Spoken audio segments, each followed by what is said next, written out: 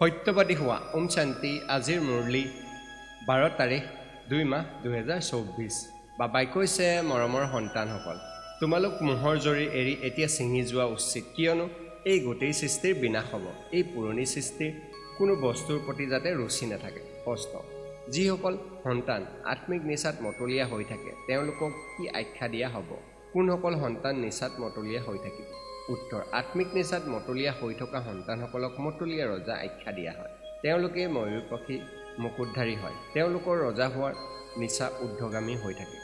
বুদ্ধিত থাকে যে আমি এতিয়া ফকীৰৰ পৰা চহকী হওঁ নিচাত মতলীয়া হৈ তেওঁলোক থাকে যিসকল ৰুদ্ৰমালাত আহিব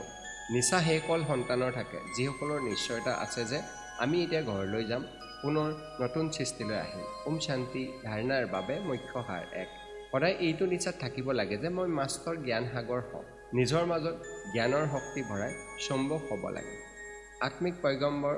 হ'ব লাগে 2 এনেকুৱা কোনো কৰ্ম কৰিব নালাগে যাৰ দ্বাৰা সৎগুৰুৰ পিতাৰ নাম বদনাম হয়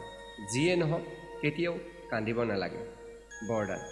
সত্যতাৰ আধাৰৰ দ্বাৰা চলন আৰু চেহেৰাৰ দ্বাৰা দিব্যতাৰ অনুভূতি কৰাওঁতা সত্যবাদী হোৱা